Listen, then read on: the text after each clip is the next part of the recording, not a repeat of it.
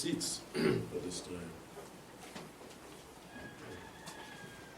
Yes, and Yahweh is worthy to be praised. He saw us in our dying state, in our failing state. Mankind been failing throughout the ages, not reaching to the perfection. Many had done great things, but yet they were not like Yahshua the Messiah, perfect. So in his love, he sent his son to make us perfect, to make us to be like him. This is how we were made in his light, his image and likeness. But mankind have sought out their own ways. They have turned away from Yahweh. Today we are called to return, to do teshuv. Back to Almighty Yahweh. Back to the narrow way. Patiently may we be drawn. But it is the only way that leads to life eternal in the kingdom of Yahweh, as we saw last evening. Jeremiah 6 and verse 16. Ask for that way, the good way, the narrow way, and walk in it. And this is what Yahweh had created for mankind, the good way, the narrow way. But Adam said, I would not. Eve said, I would not. Cain said, I would not. Abel had the desire to do that, and he was put to death. How sad, who will teach? Who would teach the good way? They put him to death. The prophets came, sent by Yahweh, showing to Israel the narrow path, the good way. They put them to death. They despised them. Yahshua, the perfect one, came, showing by example the way to live, the good way. And he came to die, praise Yahweh, so that we could walk. So even though they think that they had put the way to death, he prophesied of his death before he died, and also of his resurrection. Right before their eyes, after 3 days and 3 nights, he was resurrected. What could they say but to lie? This is what they have done. What have we inherited but lies? They said the Messiah is not. They said he hasn't been risen. They took his body, put it somewhere else. Before eyewitnesses, he put himself, even calling one to touch him. Touch me. It is me. Look at my hands. Don't believe their lies. Yahweh, his mercies, his grace, his love and his kindness endures forever. Sent his only son to redeem us, to put us back on that path that he had placed man in the beginning, to walk and to live even into eternity. In Jacob chapter 1, Jacob, one inspired by the Ruach HaKodesh, has so many great things for us to see and to understand, taking us back time after time to the old path. Jacob had loved the old path. Jacob showed that he loved the Messiah, the one who came and taught us the way that Jeremiah spoke of, the good way, the great way, the narrow way. And he himself is the way. In Jacob 1 and verse 16, Jacob says, be not deceived, my beloved brethren.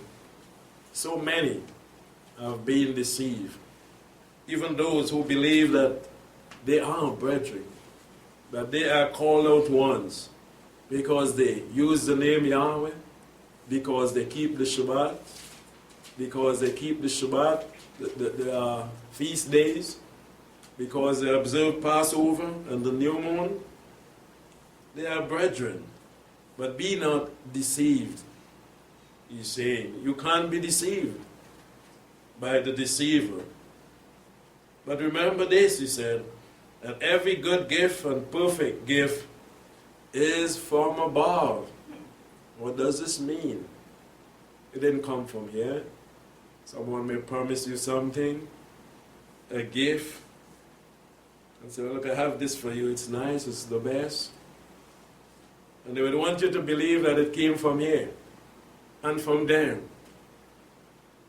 And they can use this gift, whatever it may be, to deceive you.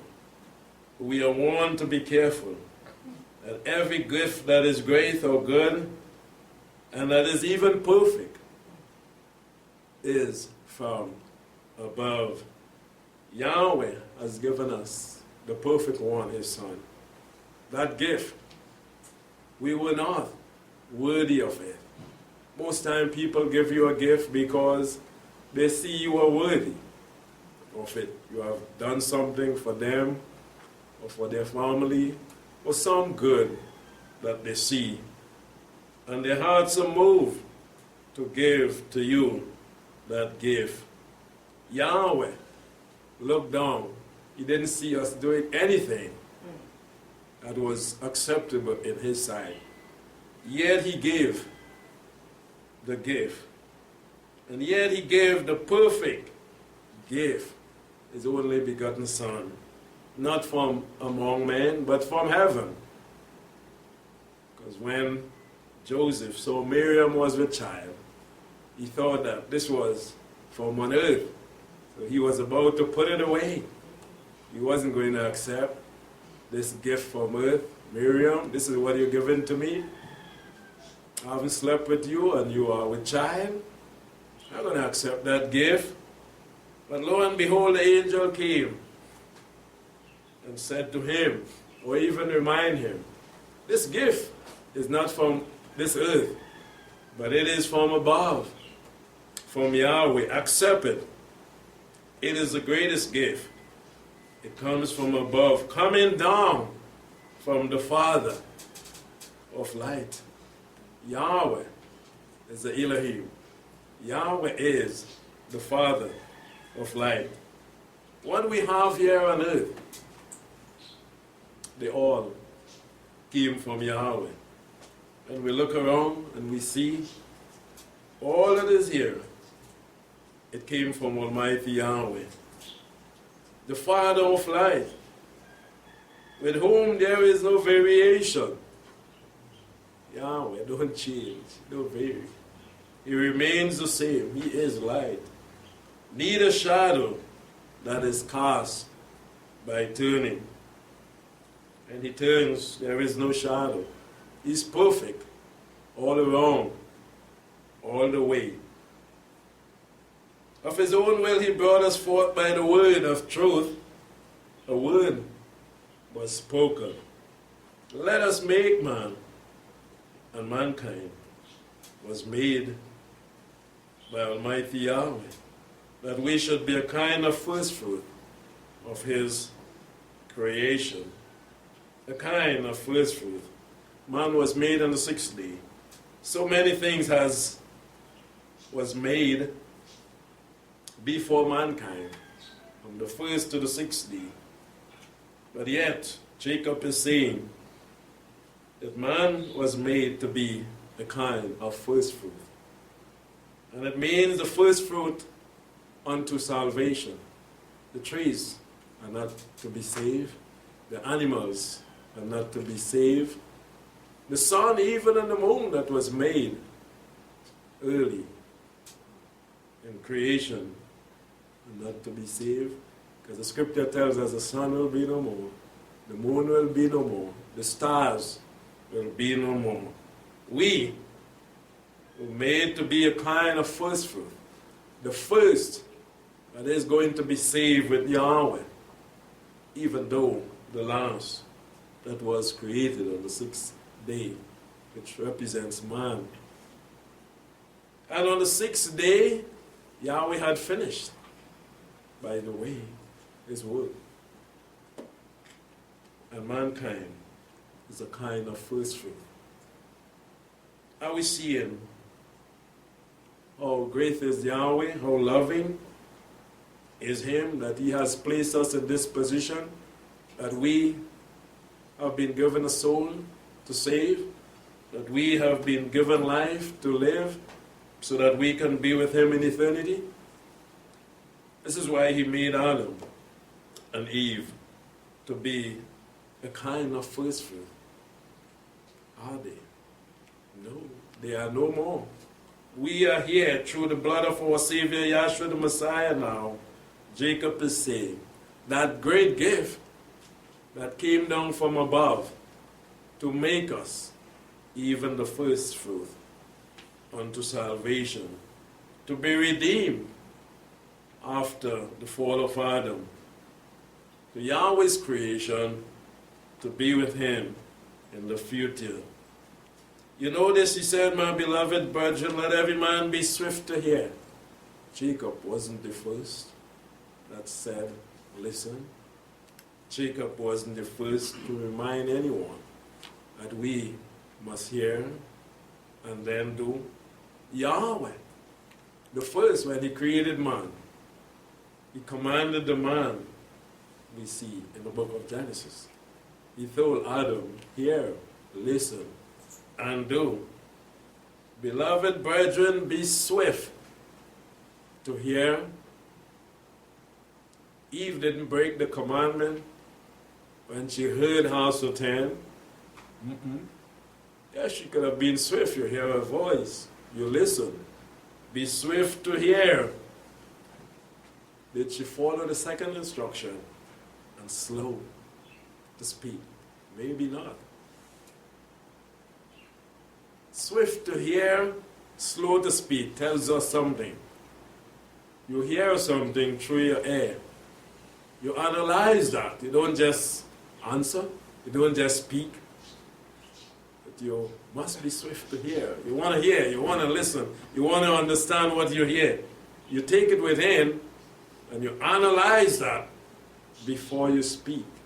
Eve, and every one of us today. When you hear things, you don't have to tell. You listen. But careful what you say when you speak. Be slow to speak, because you weigh those words. In your heart and your mind, you are answering to what you have heard. And be very, very careful. This is where Eve made the mistake. Not by hearing and listening, but by answering, by replying.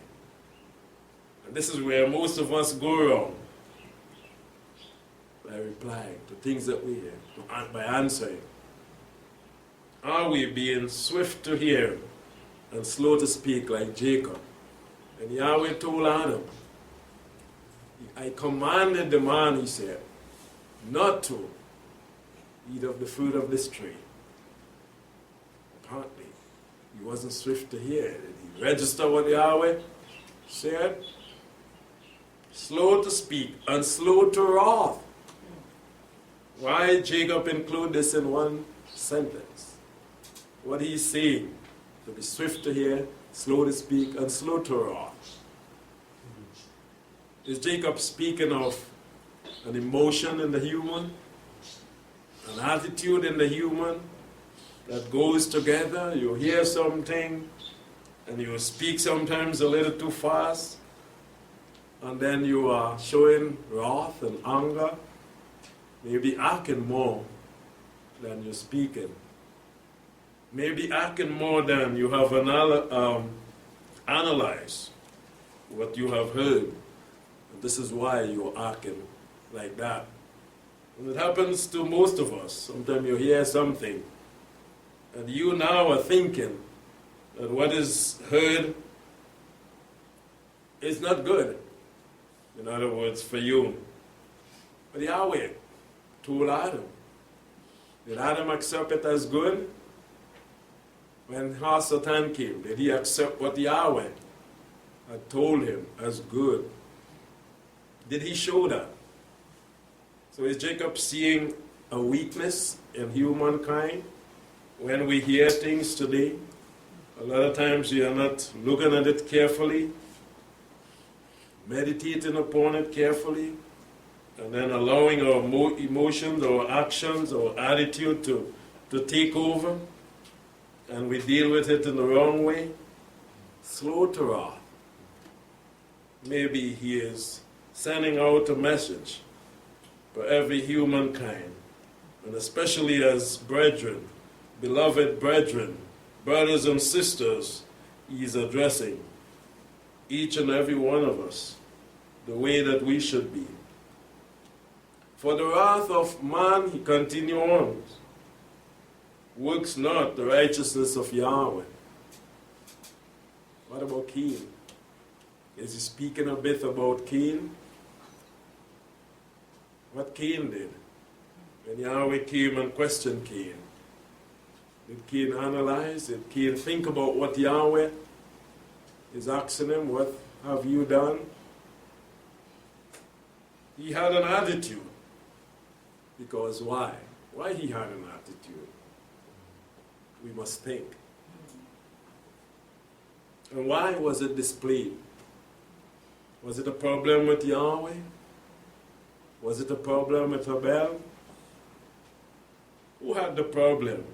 Why Cain displayed that attitude before Yahweh as he heard the voice of Yahweh? He was filled with wrath and anger, like most people today.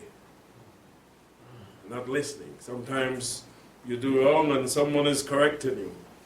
And what are you thinking as they try to help you? Are you thinking that they're trying to get to you, to hurt you? Or are you seeing that they are willing to help you as they have noticed your shortcomings?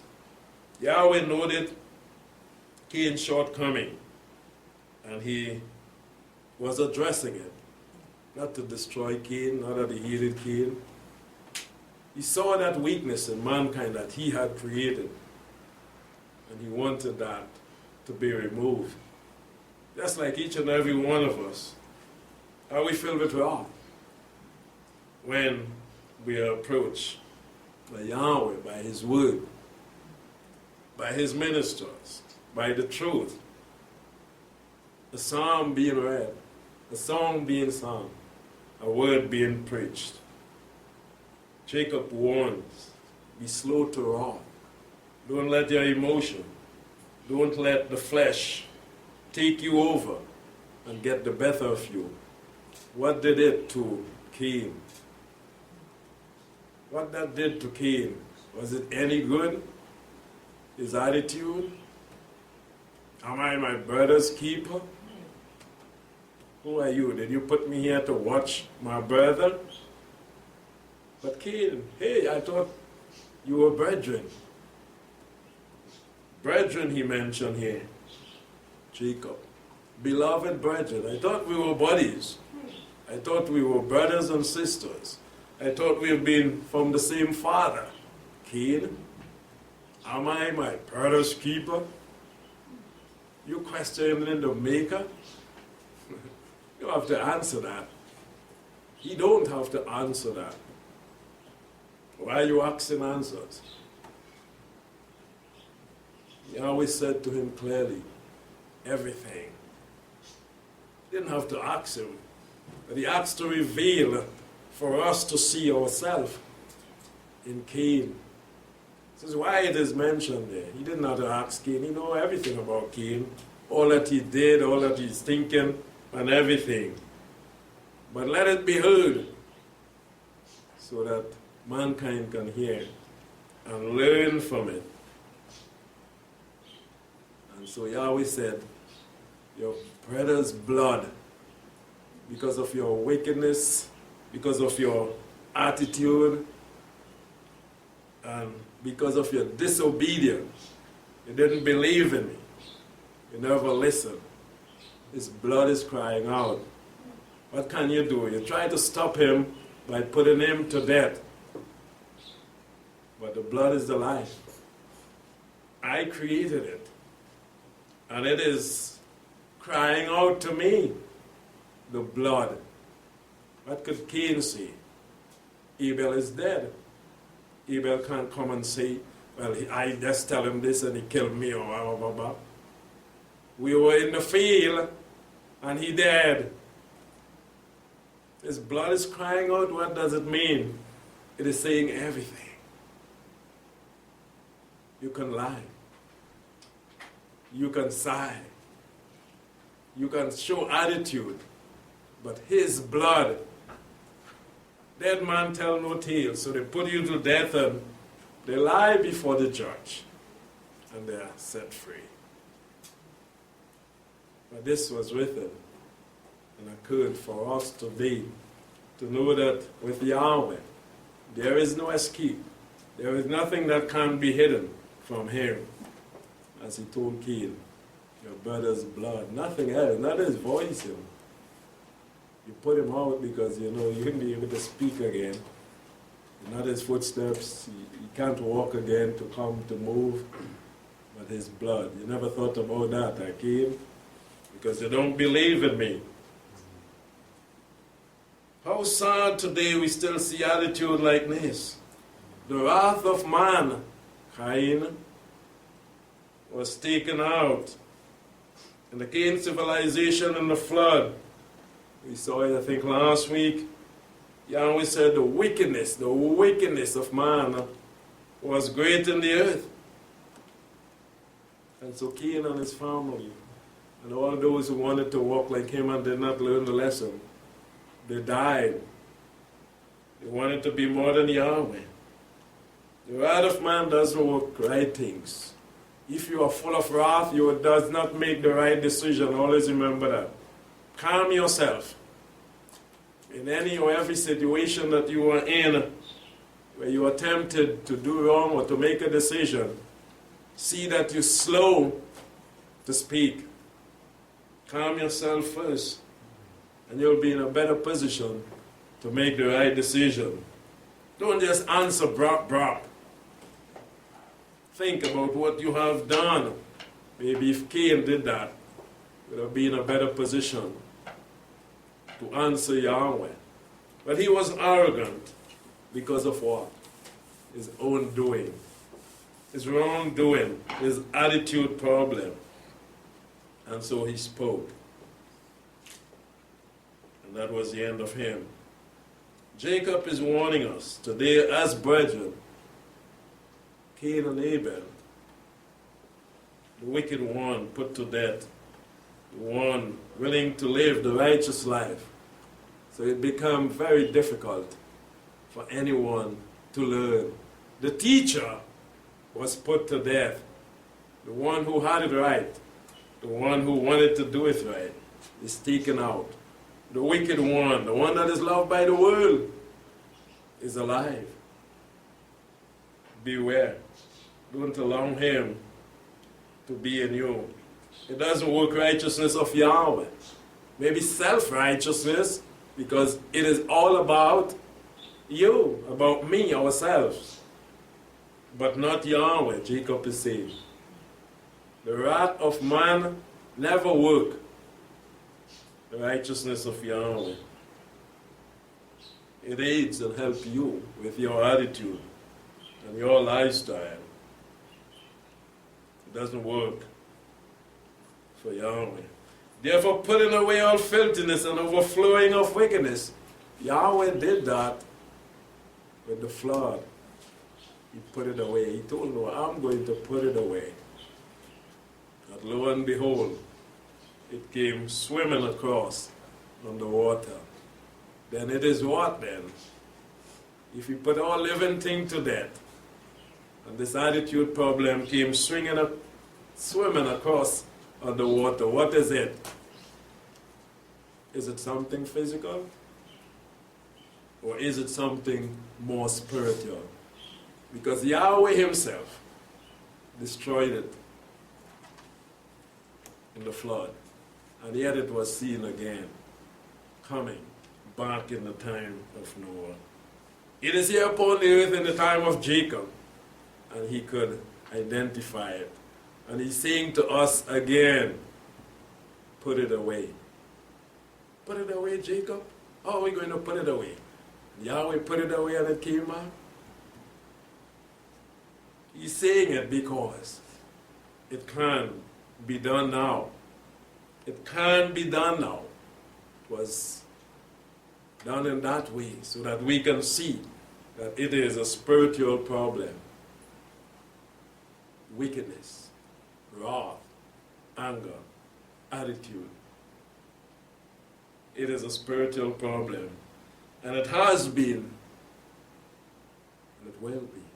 And the only way to get rid of it and to put it away, Jacob is saying that we can put it away. And how are we going to? If it is a spiritual problem, then we go back to what the Apostle Paul tells us. In order to put that away, we must be properly well prepared to do so. To be clothed with the whole armor of Yahweh, and to be filled with the Spirit of Yahweh. The sword of the Spirit, the word of Yahweh in us, and this is what aids us to make the right decision. So when you hear something, just open your mouth. You use the sword of the Spirit, the word of Yahweh, to analyze whatever you may hear coming from wherever. You could put away the evil and the wickedness, even from yourself, with the word of Yahweh. What does the word of Yahweh say? What Yahweh said in the beginning, again, to Adam was to listen. And we can do that. We have to listen first, pull out the sword when we hear something, line up whatever is being said with the word of Yahweh. Should I obey? Should I do or should I not do? Should I accept? How should I deal with this word of Yahweh, which is Yahshua the Messiah? Tap into the word. We could put it away, even though it is spiritual. It was identified as spiritual, so that we would know how to do it. Hasatan didn't want us to know that it is a spiritual problem. But Yahweh made it known in the flood. He said, the earth has become exceedingly wicked, and I'm going to take it out. And it came back. It is on the earth today. But we can put it out. That's great. Praise Yahweh for that with His Spirit. Putting away all those filthiness. Because we are told at baptism, we have been through that many times. We put away what? The old man, Paul tells us, even to death. Because it is possible now. It's not going to come back swimming on no flood unless we bring it across with us. We are called now to put to death. This is why we have the baptism, immersion, a very spiritual significance, outward with an inner significant cleansing spiritually. So we bury the old man. We bury the Cain. We bury the wicked man in us. We bury our attitude and our shortcomings. Spiritually now, it's not physical, and it must remain there. It can remain there. It is possible if we have done what we are called to do. Putting away all wickedness, overflowing of wickedness through our baptism, our repentance, cleansing of our heart and our mind. No more allowing it to come back. Who allowed it after the flood? Who allowed it after the flood? Did Yahweh place this wickedness back into Noah? He didn't, because He said, I saw Noah a righteous and upright man, and he found grace in me. Yahweh's not going to put wickedness in Noah. Who did it? They themselves brought it. But then, just like Israel coming out of Egypt, they brought it with them and opened their hearts. They found the situation, they tell themselves that we could fulfill this desire. They started to open their heart to wickedness. The spirit of wickedness, the spirit of our Satan. We can, if we haven't gotten rid of it yet, we can still repent and get rid of it. It should be buried in the watery grave. Putting away all filthiness, wickedness, receive with meekness, to receive things that you hear from the word of Yahweh. Correction that you get. You are called now. It's the only way. You have to put away yourself, put it to death, the weakness, the wickedness, and accept the truth, the word of Yahweh. Received, don't reject. If you are rejecting, you're allowing wickedness to have its way in your life, your shortcomings, your attitude. Receive with meekness the implanted what? Without the sword of the Spirit, you can never overcome that spiritual wickedness. This is what Jacob is saying. This is why I love his word and I love him. Because he brings it to you straight, to the point. It's the only way when you put to death that which should not be there, then you would receive in humble attitude, meekness, the implanted word, the sword of the Spirit that you are able to fight now, those evil spirits coming in your head, in your heart, in your mind, with wicked thoughts, envy and covetousness, to destroy you. This is what it is about. Receive the implanted word, and what it is able to do, which is able to save your soul. What wickedness is going to do to you? What covetousness, what hatred is going to do to you, Cain? Your face is showing what it's doing to you. It is destroying you. I didn't make you like that. Look at your face. If you had done good, your face would not show that. Your attitude, the anger, the wrath is all over you. This is not you. This is not how I made you. How are you looking so different today? Your brother's blood is crying out. What is in your heart? The implanted word is able to save you from that which is destroying you. Cain didn't listen. Adam didn't listen. Many others didn't listen. And they suffered loss. Today we are called by these words to listen. Open our ears spiritually. Listen, quick to open and slow to speak, so that we may have salvation. Be doers. Point 2. The first thing we do is listen. Very good to be here. Very good to listen. But greater is to do the word what the Spirit is saying. Don't hear it and then turn away and say, nobody is telling me, they know my situation. But Yahweh knows, He knows everything. The end from the beginning.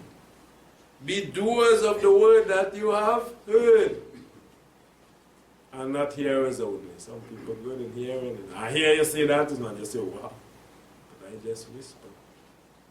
But what about the things to do? You don't see them doing nothing good. But they get quick to hear. They stand behind the door and they listen and they hear you clear what you say and they go on with an attitude. But what about doing the truth, the right? Are they pushy to do that? To hear and to do what is right? All of this Jacob is addressing. Be doers of the word and not hearers only. Deluding your own self. Deal with yourself. Your problem, the problem is you. It's not the speaker. It is not the word. It is not Yahweh, definitely. The prophets and Yahshua. Deal with yourself. You're hearing sometimes that you are not doing. If anyone is a hearer of the word and not a doer, plenty of people do hear. Plenty of people listen. But so few does. He's like a man beholding his face in the mirror. He beholds himself and he goes away, and immediately, it doesn't take him long, he forgets. Every time he turn around, he can never register anything. What man of man he was in the mirror. When we look in the mirror today, even in these words, where are we seeing ourselves? On which side of the line are we? Or are we in the center? Are we those that hear and don't do? Are we those said, hear and do. Are we looking into the mirror and turning away and say, just don't think about it? But he that looks into the perfect law, the law of liberty, that what makes you free, free from all. The law, Paul and many others tell us, makes us free. Yeshua, the law personified, makes us free. Free from what? You may say. You may jump to say free from sin. But first of all, Jacob is addressing you and me, free from ourselves.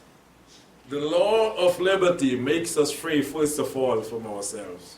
Satan cannot dwell in the spirit of Yahweh. Satan cannot dwell in Yahweh. Satan cannot dwell in Yeshua. Satan cannot dwell in the word of Yahweh. Satan can dwell in us, in our minds, and make us to do. First of all, we have to free ourselves by living by the Torah. Free from ourselves. Don't fulfill the laws of the flesh. How many times the scripture tells us that if we are bound by ourselves, this is a situation we're going to be in, because it is about you.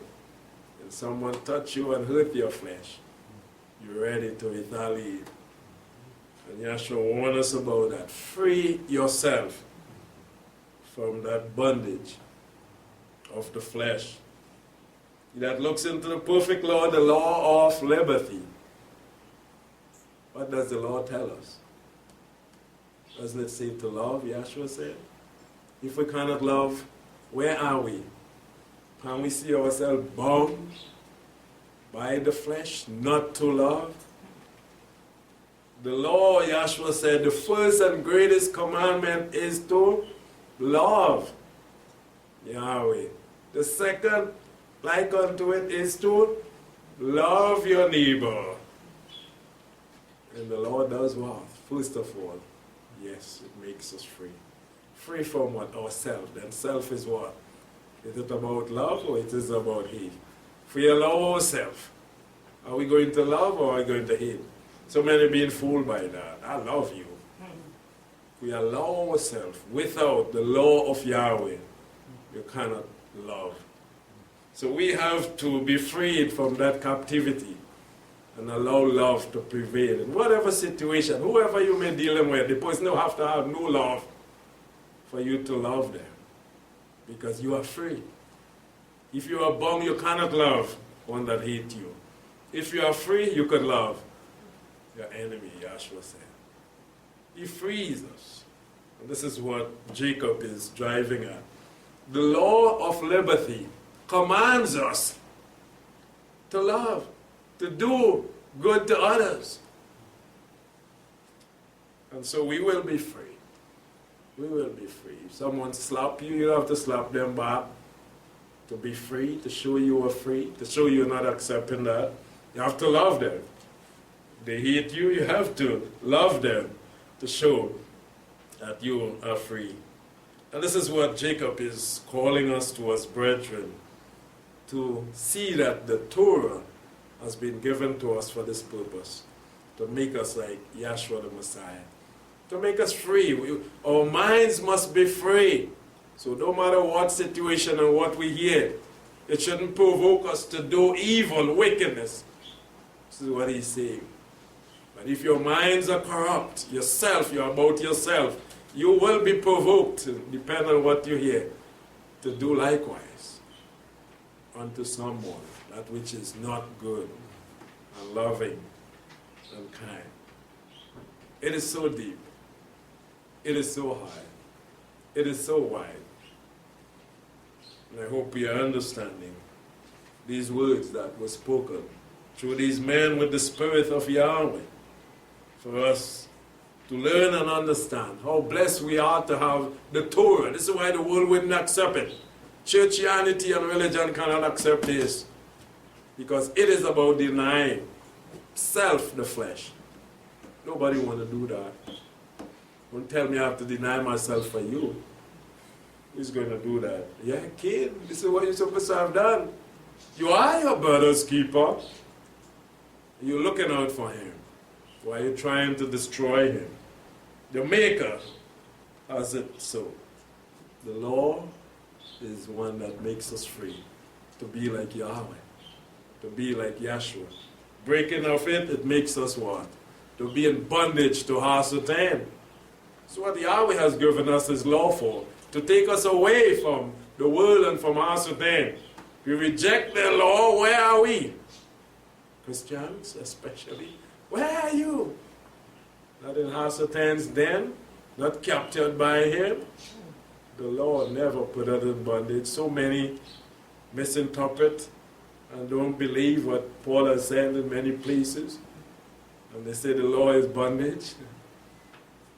You're bound by the law, yes, into that space that Yahweh, where Yahweh have you free. You should be glad to know that you are locked in with Torah, so that you can only do what is right. But you are so free from this thing that causes you to die.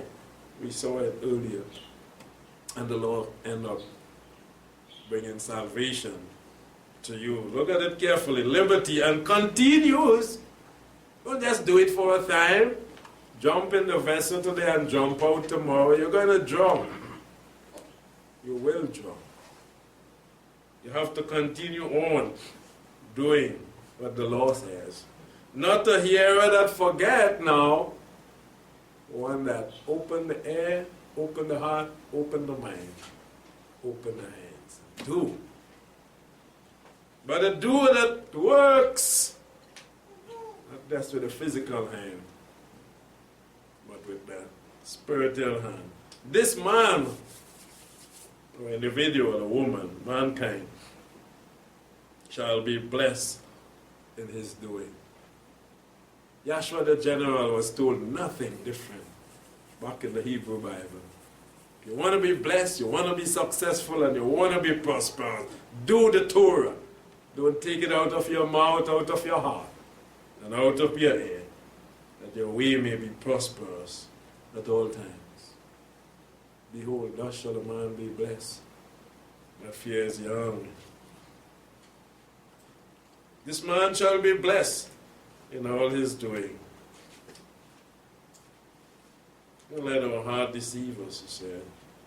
Do what is right. Pure religion and undefiled. The religion of the world is not pure. The religion of the world is not undefiled. It is defiled because they have rejected the freedom which the Torah brings. But it is to show love, to visit the fatherless, the widow in their affliction. This is love. Love is action, not just to see. This is what Jacob is driving at. He's showing us what love does. Love leave here and visit. Don't call like most does. Ministers, pastors, elders.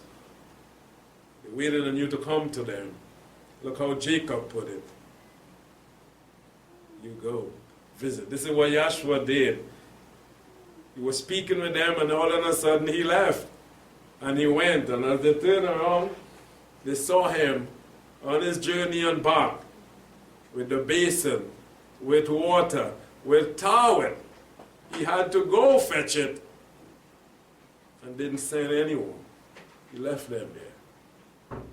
Love. This is what he displayed. This is what he taught. He left himself undone.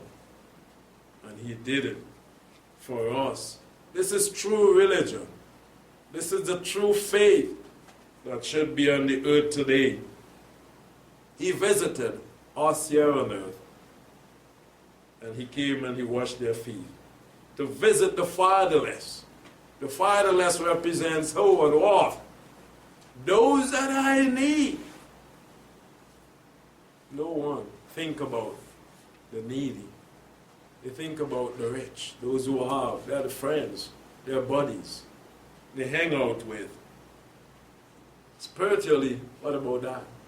Those who need help, they are neglected by the so-called shepherds, but to visit the fatherless. Leave your comfort zone and go visit them. Visit the widows, those who have been torn down by their husbands, those who have been left behind by their companion, those who have been rejected, those who have been hated as women by men, abused and left to perish and even to die, physically and spiritually. Who visits them? Who think about them? And they are sitting on their throne in their seal houses, their comfortable seats, and call themselves religious people, call themselves ministers, and some even using the name Yahweh and Yahshua the Messiah. But the pure, the undefiled, is going to visit the fatherless, those that the daddies abused, left behind to perish, those that have been rejected by their fathers, those that have been led astray by their fathers to believe a lie. The brethren, the people of Yahweh, are called to visit. And the widows in their affliction, no matter what they experience, they have to be reached out to be visited. Go, Yahshua said to the apostles, into all the world. I send you a sheep among wolves, though. Be wise, be very careful. Every situation is going to be different. So you need wisdom to deal with everyone. You cannot cover all with one blanket and say, well, the Bible says this and every woman have to take that. No. Every situation, use wisdom to help them, to counsel them, to show them. And it must be done in and out of love. And to keep yourself unspotted. Yes, this is why I mentioned that every situation is different. To go into and to deal with those situations and to come out unspotted, it is very important. And it takes a lot of wisdom. Because many times you may be accused. You go to help and you can't be accused of being the one that has come to destroy, to hurt more. And so Jacob is warning, just like Yahshua did, I send you. A sheep among wolves, they can devour you too. Don't take for granted even the widow and even the fatherless that you're out there to help. Be very, very careful. See that you, in all that you do, you strive to keep your garments, to keep yourselves spotless, unspotted. Because the life of the world that is, or may be in them, they may be willing to rub it off on you as you come, the one to help. And because of their situation, because of their pain, sometimes you have to excuse them. So be very, very careful. You can be the one that the blame is being placed upon.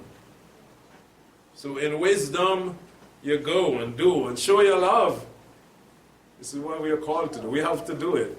A tough job is to love even your enemies. And those that reproach you, those that despise you, those that think evil of you, you still have to love them and continue on doing your part. How great is the word of Yahweh, that which inspires us to continue on, because we find hope in it, we find trust in it, we find life in it. It brings us closer every day that we apply it to salvation. In Psalm 65 and verse 6, we had two Psalms for offering today also. But It had some great words saying to us. Psalm 65.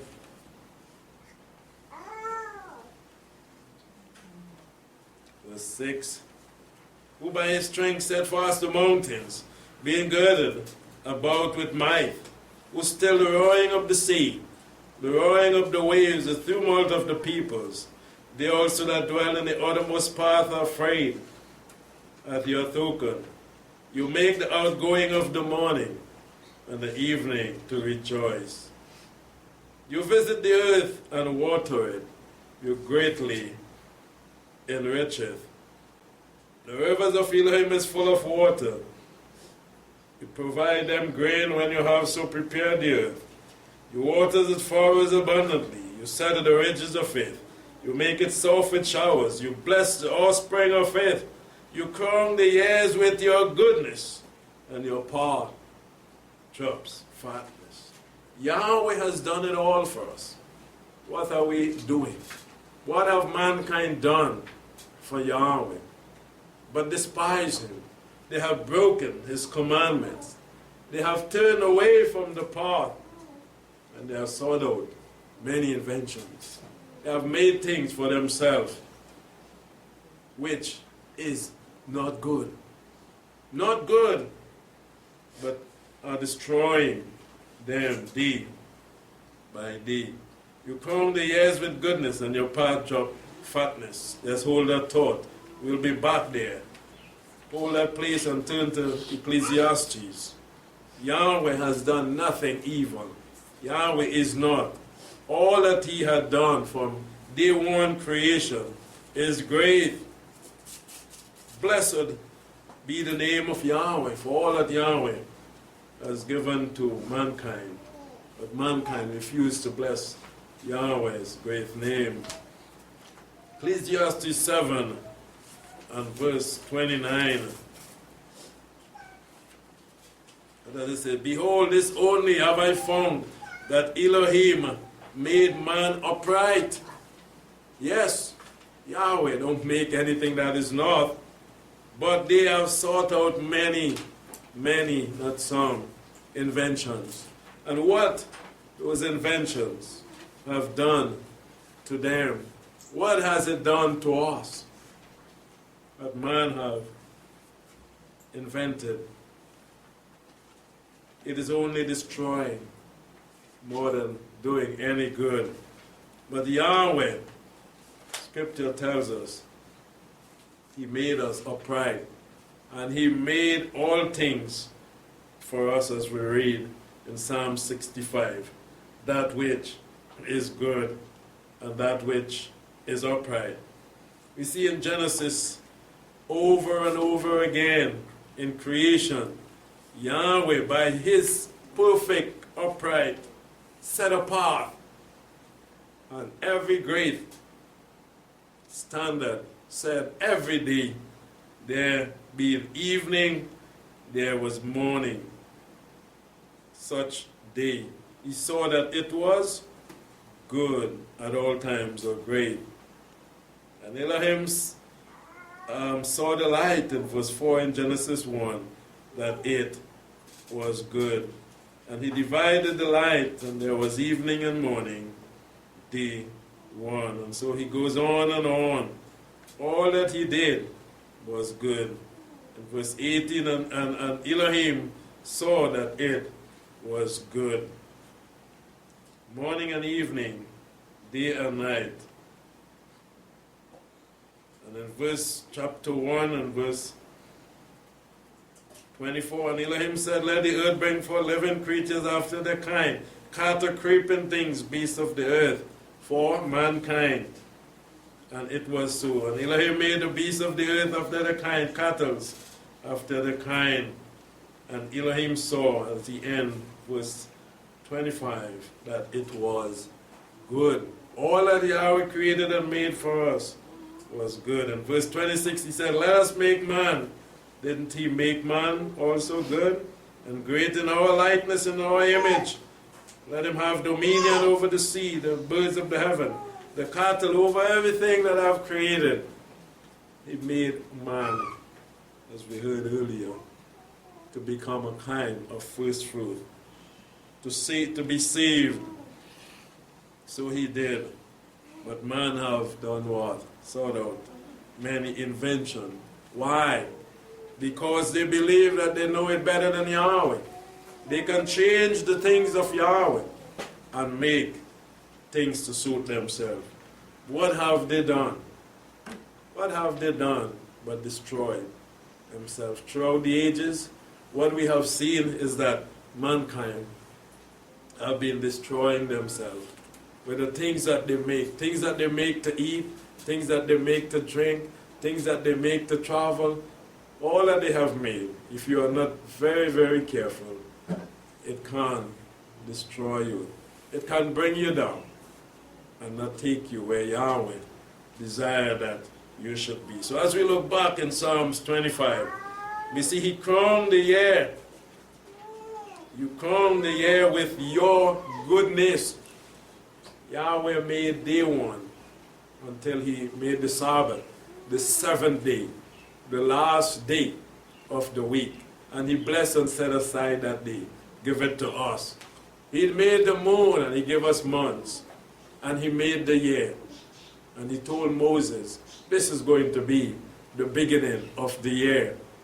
And he crowned the year with goodness. And what does this mean? What is the psalmist speaking about? Yahweh had crowned the year with goodness. What does man crown his year with? Is it good or is it great? They have begun the year now. This is what mankind have done. They have begun the year now and see that they are in a new year and a new month in this time of the year when Yahweh has not begun his year. But Yahweh's year is crowned with goodness, and your paths drop fatness. Within the year that Yahweh has made, he has set the Shabbat, number one. One of the goodness and the great thing about the year is the Shabbat, and it comes in the week, at the end of the week. Yahweh has placed the moon, the new moon, in the year. That tells us that we are in a new month. This is how he crowns. He placed it upon the year. Mankind have sought out new invention, and they have changed the beginning of the year, and they have placed it now. But Yahweh's year is still to begin. He crowned it, yes, with goodness, and the paths drop fatness. Yahweh has placed, after the new year, in the month of Abib, the month of green ears, he has placed the Passover. It is a very great time when we come and receive blessing from Yahweh. He has placed the Feast of Unleavened Bread. He has placed all the rest of the feast days and the fast in the year. And this is what he's saying. Yes, our year, Yahweh's year, is crowned with goodness. And every path of it drop that which we need to make us fat spiritually, to make us strong, and to grow. What have mankind done with their year? We have seen how they have filled up their year with all those pagan customs and pagan festivals, sought out their own invention. They invented these things, and they placed their days that Yahweh has condemned. It is not good. But he has done, and from in the book of Genesis, chapter 1, 2, and 3, that which is good. He made it all. We don't have to add to his creation. We don't have to make anything to displease him, to show him as a potter, you didn't do it right. You missed out something. When he made all things and then he made man in his image and likeness, he was the one that saw that Adam was lacking. Did he look and see anything else was lacking? We needed something like Carnival. We needed something like Easter. We needed something like our birthdays and mommy days, mother's days. Yahweh forgotten that? But he looked and he saw that mankind was lacking something, and it was the woman. And he in his mercy and grace, there is no eye like his, or no mind like his, no love like his. He provided the woman. He made the woman and gave to the man. And he said, no, this is bones of my bone, flesh of my flesh. She shall be called. And he joined them both. Nothing else was lacking after that. He said, one you must become. Remain, multiply, and replenish the earth. Nothing else is lacking.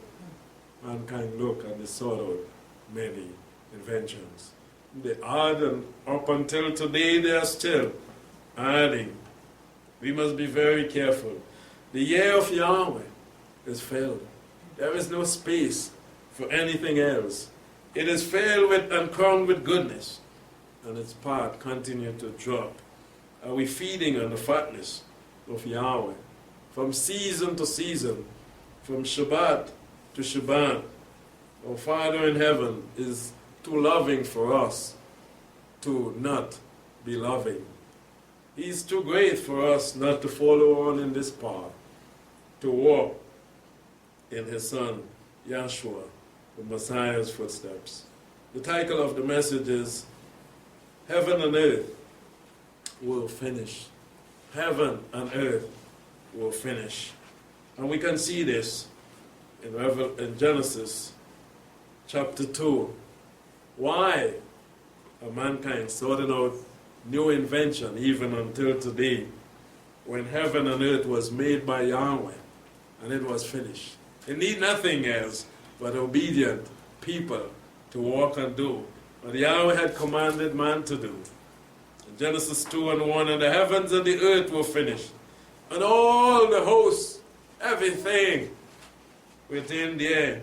Yahweh didn't leave nothing for mankind to finish up.